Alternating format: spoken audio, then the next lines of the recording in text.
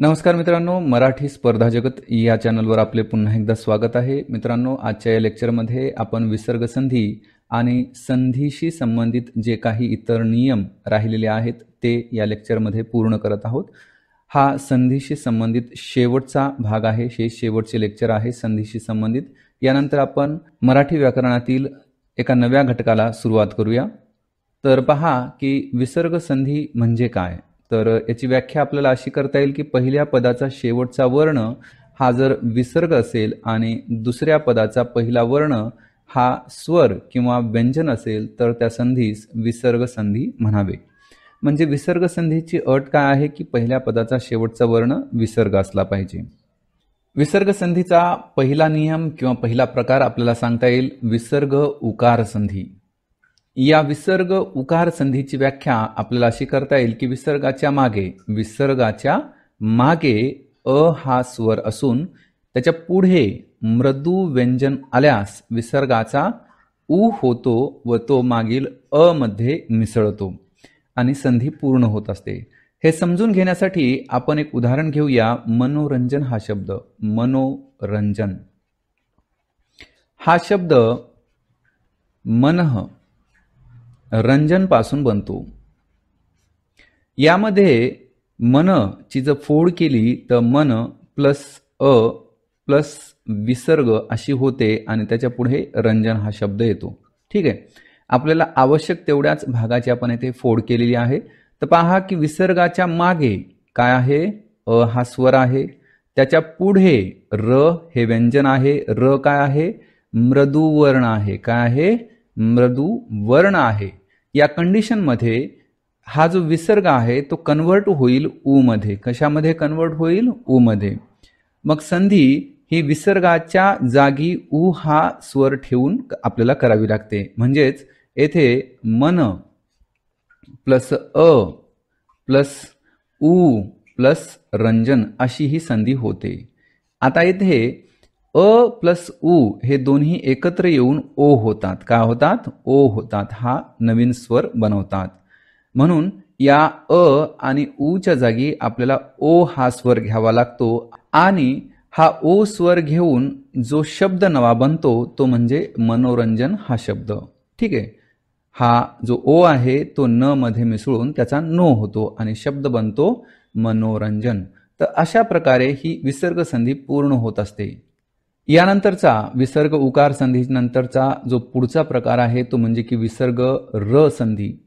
तर याची कंडिशन किंवा नियम कसा आहे तर पहा की विसर्गाच्या मागे अ आ वगळून म्हणजे अ आ व्यतिरिक्त कोणताही स्वर असून पुढे मृदू वर्ण आल्यास विसर्गाचा र होतो. काय होतो, विसर्गाचा र होतो. तर विसर्ग उकार संधीमध्ये कंडिशन काय होती की विसर्गाच्या मागे अ हा स्वर असायलाच पाहिजे आणि विसर्ग र संधीची कंडिशन काय आहे की विसर्गाच्या मागे अ हा स्वर असायला नको. हा फरक तुम्ही आठवणी ठेवा. तर विसर्गाच्या मागे अ आ व्यतिरिक्त कोणताही स्वर असून पुढे मृदू वर्ण आल्यास विसर्गाचा काय होतो, र होतो. हे आपण बहिरंग या शब्दाच्या माध्यमातून समजून घेऊ. ठीक आहे, बहिरंग हा जो शब्द आहे हा शब्द बही याच्या पुढे विसर्ग आहे आणि अंग या दोन शब्दांपासून बनतो. येथे बह प्लस ई प्लस विसर्ग अशी ही संधी आहे किंवा याची फोड आपल्याला अशी करता येईल आणि पुढे अंग हा शब्द लिहूया म्हणजे आपणास समजण्यास सोपं जाईल. तर विसर्गाच्या मागे काय आहे, ई हा स्वर आहे म्हणजेच इथे कंडिशन पूर्ण होते. अ आ व्यतिरिक्त स्वर आहे आणि त्याच्या पुढे अ हा स्वर आहे परंतु अ हा स्वर काय आहे, मृदू वर्ण आहे. काय आहे, मृदू वर्ण आहे. आणि आपल्याला कंडिशन सांगण्यात आलेली आहे की विसर्गाच्या मागे अ आ व्यतिरिक्त कोणताही स्वर असायला पाहिजे आणि त्याच्या पुढे मृदू वर्ण असायला पाहिजे. मग तो स्वर असेल किंवा व्यंजन असेल कोणताही असला तरी चालतो. तर येथे कंडिशन पूर्ण होते. अ हा मृदू वर्ण विसर्गाच्या पुढे आहे म्हणून विसर्गाचा काय होईल, र होईल. काय होईल, र होईल. आणि संधी होईल ती अशी की बही प्लस र प्लस अंग आणि हे सर्व एकत्र येऊन शब्द बनेल बहिरंग. तर अशा पद्धतीने विसर्ग र संधी येथे आपल्याला समजते, पूर्ण होते.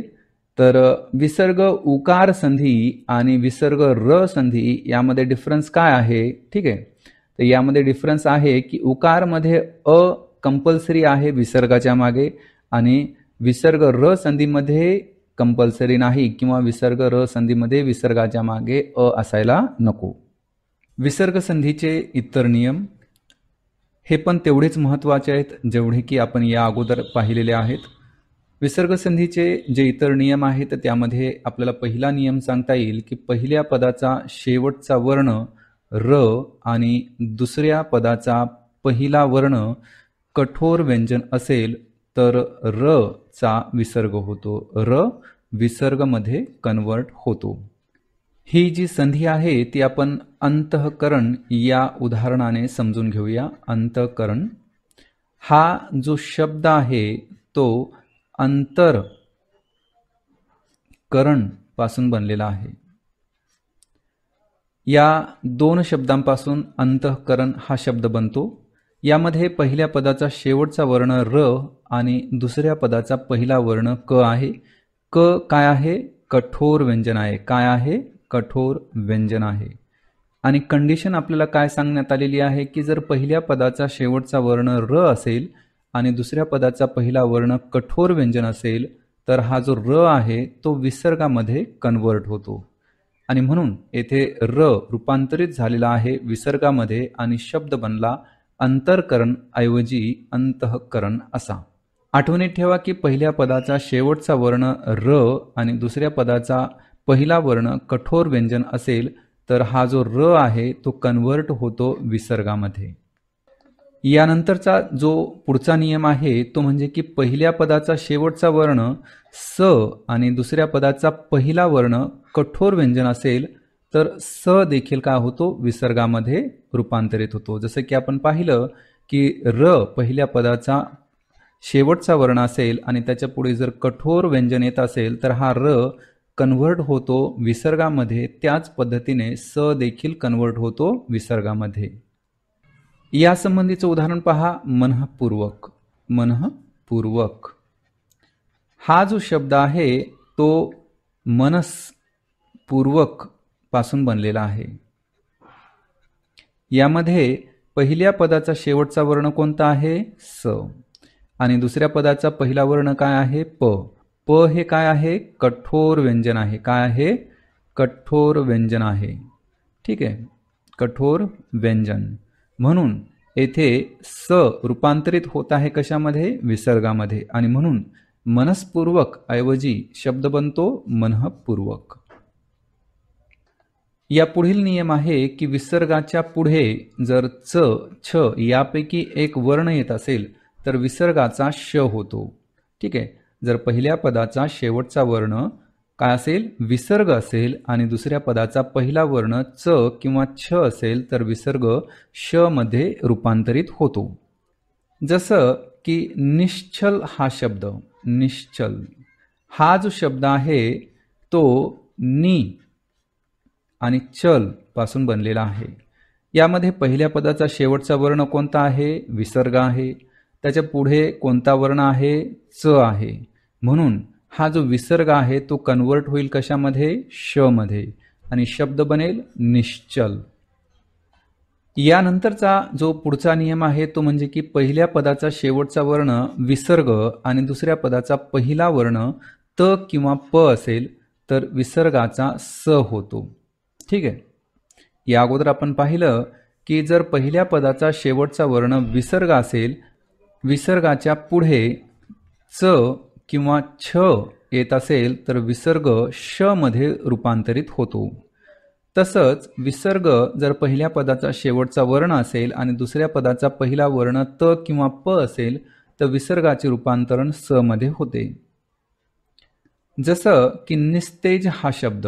निस्तेज हा जो शब्द आहे तो नि तेज पासून बनलेला आहे. यामध्ये पहिल्या पदाचा शेवटचा वर्ण कोणता आहे? विसर्ग आहे. त्याच्या पुढे त आलेला आहे. म्हणून या कंडिशनमध्ये विसर्ग रूपांतरित होतो कशामध्ये? स मध्ये. कशामध्ये? स मध्ये. आणि म्हणून नितेज अशी संधी होण्याऐवजी निस्तेज अशी संधी होईल. यानंतरचा नियम पहा की विसर्गाच्या मागे ई किंवा उ यापैकी एक स्वर असेल आणि दुसऱ्या पदाचा पहिला वर्ण क, ख, प, फ यापैकी एक व्यंजन असेल तर विसर्गाचा काय होतो? श होतो. ठीक आहे. आठवणीत ठेवा की विसर्गाच्या मागे ई किंवा उ यापैकी एक स्वर असेल आणि त्याच्या पुढे येणारा वर्ण क, ख, प, फ यापैकी असेल तर विसर्ग श मध्ये रूपांतरित होतो. हा जो संधीचा नियम आहे तो निष्पाप या उदाहरणाने समजून घेऊया. हा जो शब्द आहे तो नि पाप या दोन शब्दांपासून बनतो. येथे नी ची जर फोड केली तर न प्लस ई प्लस विसर्ग अशी होते. ठीक आहे. तर येथे आपल्याला समजून येतं की विसर्गाच्या मागे काय आहे? ई हा स्वर आहे आणि आपल्याला कंडिशन काय सांगण्यात आलेली आहे की विसर्गाच्या मागे जर ई किंवा उ येत असेल तर काय होईल की विसर्गाचा श होतो. केव्हा? जेव्हा त्याच्या पुढे क, ख, प, फ यापैकी एक वर्ण येत असेल आणि इथं प हा वर्ण आलेला आहे. म्हणून हा जो विसर्ग आहे तो रूपांतरित होईल श मध्ये. कशामध्ये?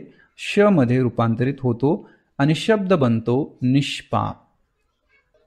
पुढचा नियम की विसर्गाच्या मागे, पुन्हा विसर्गाच्या मागे अ हा स्वर असेल आणि दुसऱ्या पदाचा पहिला वर्ण क, ख, प, फ यापैकी असेल तर संधी होताना कोणताही बदल होत नाही. आठवणीत ठेवा की जर विसर्गाच्या मागे अ हा स्वर असेल आणि त्याच्या पुढे येणारा वर्ण क, ख, प आणि फ यापैकी एक वर्ण असेल तर संधी होत असताना कोणताही बदल होत नाही. ठीक आहे. जसं की प्रातःकाल हा शब्द आहे. प्रातःकाल. ठीक आहे. हा जो शब्द आहे तो ॲज इट इज प्रातः काल पासून बनलेला आहे. येथे त ची जर फोड केली तर त प्लस अ प्लस विसर्ग अशी होते. ठीक आहे. म्हणजेच येथे विसर्गाच्या मागे काय आहे? अ आहे. म्हणून विसर्गामध्ये कोणताही बदल होणार नाही आणि त्याच्या पुढे कंडिशन प्रमाणे क हा वर्ण आलेला आहे. म्हणून येथे विसर्गामध्ये कोणताही बदल न होता दोन्ही शब्द आहे तसेच एकत्र येतील आणि शब्द बनेल प्रातःकाल. आणि या अगोदर आपण पाहिलं की विसर्गाच्या मागे अ नाही तर कोणता स्वर असायला पाहिजे? ई किंवा उ यापैकी एक स्वर असेल आणि त्याच्या पुढे जर हे क, ख, प, फ यापैकी एक वर्ण येत असेल तर विसर्ग रूपांतरित होतो कशामध्ये? श मध्ये रूपांतरित होतो. या पुढील नियम पहा की विसर्गाच्या मागे, पुन्हा विसर्गाच्या मागे अ स्वर असेल आणि पुढे अ आ व्यतिरिक्त म्हणजे यापैकी कोणताही एक स्वर यायला नको. ठीक आहे. तर विसर्गाच्या मागे अ हा स्वर असेल आणि त्याच्या पुढे अ आ व्यतिरिक्त कोणताही स्वर असेल तर विसर्ग लोप पावतो. विसर्गाचा इथे लोप होतो. जसं की अतएव हा शब्द, अतएव हा जो शब्द आहे तो अतः एव पासून बनलेला आहे. येथे त ची फोड केली तर आपल्याला समजतं की त प्लस अ प्लस विसर्ग अशी होते. म्हणजे विसर्गाच्या मागे काय आहे? अ हा स्वर आहे आणि पुढे अ आ व्यतिरिक्त ए हा स्वर आहे. या कंडिशनमध्ये विसर्ग काय होतो? लोप पावतो आणि संधी पूर्ण होते आणि ती संधी होते अतएव. वास्तविक अतएव हा जो शब्द आहे तो हिंदी भाषेमध्ये वापरला जातो. ठीक आहे. हिंदी भाषेमध्ये हा शब्द वापरला जातो. मराठीमध्ये याचा क्वचितच उपयोग होतो. ठीक आहे. मित्रांनो, येथे विसर्ग संधीशी संबंधित सर्व नियम आपण येथे समजून घेतलेले आहेत. जर यामध्ये काही शिल्लक राहिले असेल तर तुम्ही तशी कमेंट करा. मी ते समजावून सांगण्याचा पूर्ण प्रयत्न करेल. मित्रांनो, मराठी व्याकरणामध्ये पूर्वरूप संधी हा एक प्रकार आहे. तर पूर्वरूप संधी म्हणजे काय? तर बघा, आपण बोलत असताना बरेच शब्द, दोन शब्द एकत्र करून बोलतो आणि ते पण संक्षिप्त स्वरूपामध्ये बोलत असतो. जसं की आपण काही असं आपण कधीच बोलत नाही. काही असा असं कधी म्हणतो का आपण? म्हणत नाही.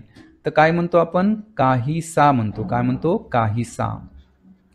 तर या येथे काय झालेलं आहे, हे दोन शब्द एकत्र करून बोलत असताना आपण या ज्या दुसऱ्या पदाचा जो पहिला वर्ण आहे तो लोप केलेला पावलेला आहे. त्याला आपण काय केलेलं आहे, गाळलेलं आहे आणि काही आणि सा हे एकत्र करून काहीसा असं आपण काय करतो, त्या शब्दांचा उच्चार करतो. तर ही जी संधी आहे यालाच पूर्वरूप संधी असे म्हणतात. जसं की आपण नदी आत असं कधी म्हणत नाही. नदी आत आपण काय म्हणतो, नदीत म्हणतो. काय म्हणतो, नदीत. तर हा जो नदीत शब्द आहे यामध्ये सुद्धा काय झालेला आहे की हा दुसऱ्या शब्दाचा जो पहिला वर्ण आहे तो आपण येथे वगळला आहे. काय केलेला आहे, वगळला आहे. तर हा जो वगळण्याचा प्रकार आहे आणि दोन शब्द एकत्र करून बोलण्याचा जो अशा प्रकारचा जो प्रकार आहे यालाच काय म्हणतात, मराठी व्याकरणामध्ये पूर्वरूप संधी असे म्हणतात. संधीचा पुढचा प्रकार पहा, पररूप संधी. या अगोदर आपण पूर्वरूप संधी पाहिली. कोणती, पूर्वरूप संधी.